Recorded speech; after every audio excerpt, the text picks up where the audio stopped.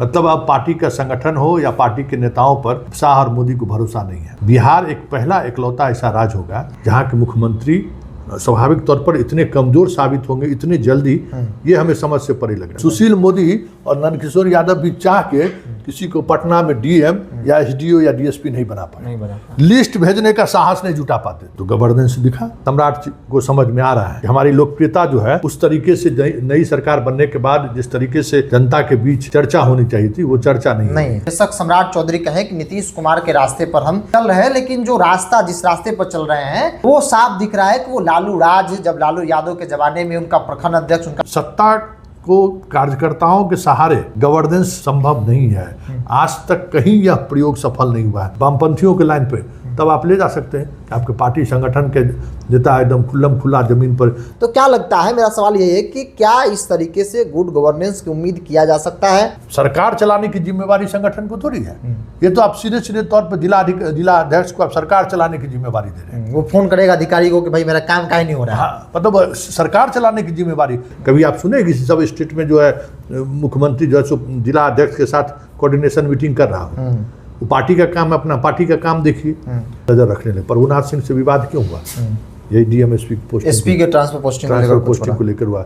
नरेंद्र सिंह से विवाद क्यों हुआ कि भाई उनके अनुकूल अब गवर्नेंस हम चलाएंगे, उनको दिक्कत होता था। तो ये जहाँ डीएम एसपी से लालू यादव से प्रॉब्लम क्यों हुआ 2015 में, यही डीएम एसपी का पोस्टिंग। नमस्कार, पॉलिटिक्स में आपका स्वागत है और मैं हूं आपके साथ बिरजू सिंह। आज के पॉलिटिक्स में बात करेंगे बिहार सरकार क्या अब जिलाध्यक्ष चलाएंगे। सम्राट चौधरी के आवास पर मुख्यमंत्री आवास में एनडीए की एक बड़ी बैठक हुई जिसमें पूर्व मुख्यमंत्री माफ कीजिएगा नीतीश कुमार, वर्तमान मुख्यमंत्री सम्राट चौधरी और तमाम पार्टियों के जिलाध्यक्ष मंत्री मौजूद रहे। और उस बैठक में जो कुछ भी हुआ, बैठक से बाहर निकलने के बाद बिहार सरकार के वरिष्ठ मंत्री अशोक चौधरी ने बता दिया।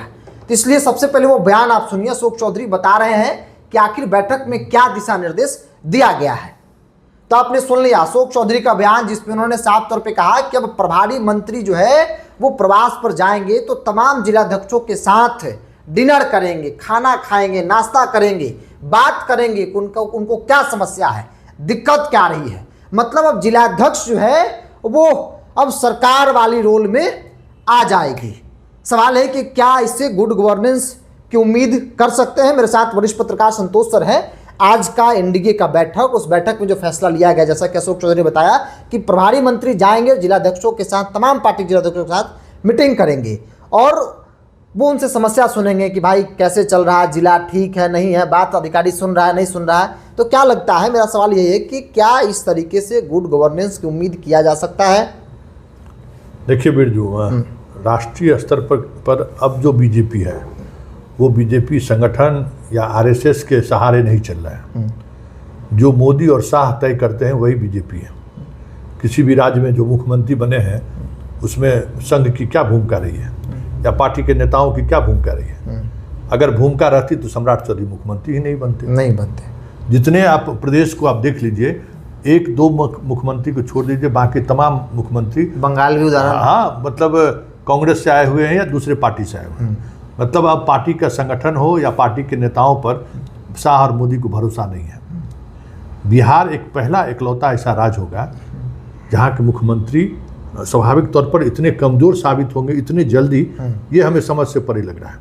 क्योंकि न मोदी इस तरीके से सरकार चलाए हैं मुख्यमंत्री रहते हुए, न जोगी इस तरीके से सरकार चला रहे हैं, न शिवराज सिंह चौहान इस तरीके से कभी सरकार चलाए हैं, न देवेंद्र फडणवीस इस तरीके से सरकार चला रहे हैं। कभी आप सुने किसी सब स्टेट में जो है मुख्यमंत्री जो है जिला अध्यक्ष के साथ कोऑर्डिनेशन मीटिंग कर रहा हो? वो पार्टी का काम है, अपना पार्टी का काम देखिए। मतलब ये आप इसलिए कर रहे हैं कि आपको लग रहा है कि सरकार, भाई 202 का बहुमत है, साधारण बहुमत नहीं है, इसके बावजूद भी सरकार अलोकप्रिय हो रही है काफ़ी तेज़ी से। ये बात सम्राट को समझ में आ रहा है कि हमारी लोकप्रियता जो है उस तरीके से नई सरकार बनने के बाद जिस तरीके से जनता के बीच चर्चा होनी चाहिए थी वो चर्चा नहीं है। आज जीविका दीदी अगर आना बंद कर दे, उसको लाना बंद कर दे जिलाधिकारी सब, तो 1000-2000 आदमी भी इनके सभा में नहीं जुटेंगे। ये समस्या तो है। आप मुख्यमंत्री हैं, ये समस्या है। तो ये अपनी कमजोरी कहिए या फिर जो गवर्नेंस का जो स्किल होना चाहिए वो कहीं न कहीं अब ये मान चुके हैं कि हम सीधे तौर पर अगर कुछ जनता तक पहुंचाना चाह रहे हैं वो इनके मीटिंग के द्वारा या बाकी संदेश के द्वारा नहीं पहुंचा पा रहे हैं। तब आप संगठन और जिला अध्यक्ष बाकी सब लोगों को आप साथ ला रहे हैं और ये कहीं न कहीं दिखा रहा है कि सम्राट या तो गठबंधन की सरकार बनाने में सहज नहीं है। जदयू का भी जिला अध्यक्ष को अब करप्ट होगा। जो जदयू का जिला अध्यक्ष या बीजेपी का जिला अध्यक्ष नीतीश कुमार के शासनकाल में कहीं भी सीधे तौर पर प्रशासनिक काम में उनकी दखलंदाजी नहीं होती थी। और अब जब दखलंदाजी होगी तो जो इसको अदरवाइज नहीं लेना चाहिए, लेकिन जो कमीशन का जो रेशियो है बटेगा भी। अब वो गांव-गांव में जो बीजेपी और जदयू और बाकी कार्यकर्ता है ये मतलब सच्चाई है। वो हस्तक्षेप बढ़ेगा, करप्शन भी बढ़ेगा ही। आप करप्शन रोक नहीं सकते क्योंकि देखिए इस नेतागिरी में कौन लोग आता है। अपने यहाँ बिहार में साउथ की तरह तो कोई करोड़पति नेता बनता नहीं है विधायक। यहाँ विधायक भी गरीब और कार्यकर्ता भी गरीब। और जो जनता का डिमांड है उसको कैसे भी हो तो गलत काम करा दीजिए, हमारा जनता खुश हो जाएगी। पैरवी कराते रहिए। हाँ, पैरवी कराते रहिए। तो अब जब गलत काम का दबाव बढ़ेगा अधिकारियों पर तो उसका प्रभाव गवर्नेंस पर पड़ेगा। तो ये समझ से परे है कि इतना जल्दी सम्राट कैसे आत्मसमर्पण कर दिए। सिलेंडर बोलने जैसा बात हो गया। क्या मान लीजिए कि अरे संगठन की अपनी जिम्मेवारी है, सरकार चलाने की जिम्मेवारी संगठन को थोड़ी है। ये तो आप सीधे तौर पर जिला अध्यक्ष को आप सरकार चलाने की जिम्मेवारी दे रहे हैं। वो फोन करेगा अधिकारी को कि भाई मेरा काम काहे नहीं हो रहा है। हाँ, मतलब सरकार चलाने की जिम्मेवारी ये देखिए, चाहे बीजू पटनायक के बेटे हो, नवीन पटनायक हो, चाहे नीतीश कुमार हो, इस तरीके के जितने भी केजरीवाल हो, जो भी स्टेट बेहतर परफॉर्मेंस कर रहा है, साउथ के किसी भी स्टेट में चले जाइए, हालांकि वहाँ तो विधायक सब अपने अरबपति रहता है, उससे नहीं, पार्टी कार्यकर्ताओं का अपना एक दायरा है, उस दायरे में आप रहिए। प्रदेश अध्यक्ष से लेकर जिला अध्यक्ष तक सबों का अपना एक दायरा बना हुआ है। उसमें जैसे मान लीजिए विधायक फंड हो गया, एमपी फंड हो गया, इस यहाँ तक सिमटे रहिए। अब आप क्या होगा कि जितना तरह का पीएचडी का काम होगा, पीडब्ल्यूडी का काम होगा, स्वास्थ्य विभाग का काम होगा, अब वहाँ क्योंकि कहेगा देखिए काम ठीक नहीं हो रहा है, अधिकारी पर और आप सुनिएगा कैसे नहीं, कमीशन अब मंत्री विधायक के अलावा जिलाध्यक्ष भी जाएगा। अब ये हम नहीं कर सकते, लेकिन ये चीज़ें लालू के शासनकाल में लोगों ने देखा है कि भाई थाना अध्यक्ष के बगल में उनका प्रखंड अध्यक्ष बैठता था। उससे लोगों को न्याय मिलता था, ऐसा नहीं है, न्याय भी मिलता था, बहुत लोगों को दिक्कत भी होती थी तो उसका समाधान भी निकलता था। लेकिन उसके आड़ में जो अपराधी हैं, माफिया हैं, वो जिला अध्यक्ष पर दबाव बनाते थे, प्रखंड अध्यक्ष पर दबाव बनाते थे, उससे गवर्नेंस प्रभावित होता था। तो गवर्नेंस प्रभावित होने का खतरा इसमें ज़्यादा है, इसलिए सम्राट का यह निर्णय अपने आप में चौंकाने वाला नहीं। नीतीश कुमार की बातों को लेकर जिस प्रकार सम्राट रिप्रेजेंट करते हैं कि नीतीश कुमार की विरासत को ले चल रहे हैं, उनका जो दिखाया हुआ रास्ता उसी पर हम लोग काम कर रहे हैं। सवाल मेरा ये है कि क्या नीतीश कुमार का शासनकाल आपने बहुत करीब से देखा है, 5 से लेकर जो अभी तक का शासनकाल रहा, क्या उस दौर में कभी नीतीश कुमार इस तरीके से संगठन को प्राथमिकता दे या फिर संगठन और ब्यूरोक्रेसी को एक साथ बैठाकर बात की कि भाई संगठन के लोगों को प्राथमिकता दिया जाए? जिलाध्यक्ष को के साथ इस तरीके की बैठक उन्होंने कभी की? एक घटना का हम जिक्र कर देते हैं, समझ गए। बिहार में उस समय डीजीपी नहीं थे, अभयानंद जी जो है सो एडीजी हेडक्वार्टर थे। सुशील मोदी, नित्यानंद राय और नीतीश कुमार बैठे हुए थे। मतलब ये अंदर की खबर है। तो Sushil Modi law and order को लेकर कुछ चर्चा कर रहे थे, तो नीतीश कुमार बड़ी असहज हो गए कि भाई ये चर्चा क्यों हो रही है। जब दोनों नेता बाहर निकले तो अभयानंद जी उनको कहे कि सर ये बार बार ये लोग लॉ एंड ऑर्डर की जो चर्चा करते हैं, इनसे पूछिए तो ये जो वित्त विभाग में है ये क्या कर रहे हैं। नंद किशोर यादव जो है सो पीडब्ल्यूडी मिनिस्टर है, कितना रोड बनाया है ये आपसे जो सवाल करते हैं। लॉ एंड ऑर्डर एक दिन का मसला थोड़ी है। बेल बजा, घंटी बजा, दोनों तब तक गाड़ी में बैठने वाले थे, दोनों आदमी बुलाया गया, तो तुरंत ये सवाल नहीं हुआ। लेकिन बातचीत में जो है हुआ क्या, अच्छा एक सवाल था फलाना रोड क्या हुआ, उस रोड में क्या हुआ, अच्छा ये जो आप बाजार समिति को ख़त्म कर रहे हैं तो उसका अल्टरनेटिव रेवेन्यू जनरेट करने के लिए क्या सोचे हैं मोदी जी। दोनों से बहुत मौजूद सवाल था। ऐसा सवाल हुआ कि उसके बाद जो है सो मुख्यमंत्री से मिलने के लिए आए ना, तो अपने विभाग से संबंधित बात लेकर वो आते थे बस। हाँ, ये नहीं कि क्या हुआ।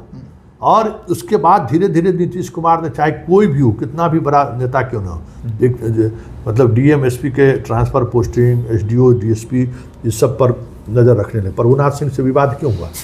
यही डीएम एसपी पोस्टिंग, एसपी के ट्रांसफर पोस्टिंग को लेकर हुआ।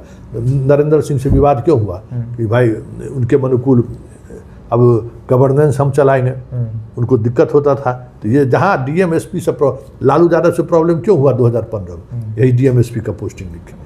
तो जब वो इस स्तर तक चीज़ों को देखते थे कि नहीं, मतलब पार्टी और नेताओं और विधायकों का हम डीएम एसडीओ बीडीओ सीओ के पोस्टिंग में हम कोई प्रेफरेंस नहीं देंगे, आप काम करिए। और ये हमको लगता है कि 2020 से पहले तक ये सब सारी चीज़ें चली। उसके बाद धीरे धीरे ये ख़त्म होता चला गया, कुछ पैरवी सुनने लगे, लेकिन चला किसी का नहीं। सुशील मोदी और नंदकिशोर यादव भी चाह के किसी को पटना में डीएम या एसडीओ या डीएसपी नहीं बना पाए, लिस्ट भेजने का साहस नहीं जुटा पाते थे।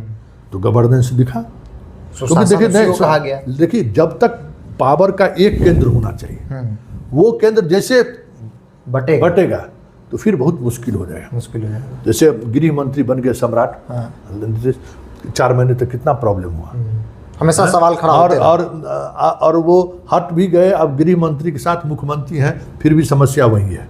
उस तरीके से एक बार ये चीज़ें हुई तो कहीं फिर दोबारा सामने नहीं आए। तो ये एक बहुत बड़ी बात है कि आप सत्ता को कार्यकर्ताओं के सहारे गवर्नेंस संभव नहीं है। आज तक कहीं यह प्रयोग सफल नहीं हुआ है। हाँ, जहाँ वामपंथियों की सरकार रही है वहाँ रहा है, तो वहाँ देख लीजिए, पश्चिम बंगाल देख लीजिए, केरल देख लीजिए, रोज एक कार्यकर्ता की हत्या होती थी। वहाँ मर्डर होता था, वहाँ दूसरा किसी को करने ही नहीं देंगे, मतलब जो होगा उसी को होगा। हाँ, तो अगर उस लाइन पर आप ले जाना चाहते हैं वामपंथियों के लाइन पे, तब आप ले जा सकते हैं कि आपके पार्टी संगठन के नेता एकदम खुल्लम खुल्ला ज़मीन पर दखल कब्जा कराने से लेके, पश्चिम बंगाल में क्या था, सीओ बीडीओ थानेदार और किसी का कुछ चलता था, मोहल्ला कमेटी जो करता था उसको करना पड़ता था। उसको बिना पैसा दिए हुए आप घर नहीं बना सकते हैं। केरल में भी यही स्थिति थी। तो अगर आप इस तरीके से चीज़ों को लेंगे तो फिर ठीक है, तो आप उस दिशा में ले जाइए। लेकिन बीजेपी का कोई भी प्रदेश इस तरीके से सत्ता नहीं चलाया। चलिए, सत्ता नहीं चलाया है। बेशक सम्राट चौधरी कहें कि नीतीश कुमार के रास्ते पर हम चल रहे हैं, लेकिन जो रास्ता जिस रास्ते पर चल रहे हैं वो साफ दिख रहा है कि वो लालू राज, जब लालू यादव के ज़माने में उनका प्रखंड अध्यक्ष, उनका जिला अध्यक्ष जिस प्रकार से जिला में काम करता था, एक इमेज जो बनती थी, वो उसी रास्ते पर सम्राट आज की बैठक से तो ये पता चल रहा है कि जिलाध्यक्षों को इतना पावर मत दे दीजिए कि जिलाध्यक्ष अपने हिसाब से जिला को चलाए। फिर क्या होगा कि ब्यूरोक्रेसी पर, सरकार सिस्टम पर जिलाध्यक्ष का इंटरफेयर जो है बढ़ेगा। नतीजा वही होगा जो कभी लालू यादव के ज़माने में होता था। मतलब मामला जब आगे बढ़ेगा तो फिर चाहकर भी सम्राट नहीं रोक पाएंगे। और इस फैसले से, इस तरीके से गुड गवर्नेंस कभी बिहार में स्थापित नहीं हो सकता है। सर ने उस दौर को भी देखा है, इसलिए बखूबी इन्होंने उदाहरण के साथ इस चीज़ को डिफाइन किया। बहरहाल इस पूरी रिपोर्ट में इतना ही। आप अपनी राय को कमेंट्स बॉक्स में रखिए। बहुत बहुत धन्यवाद।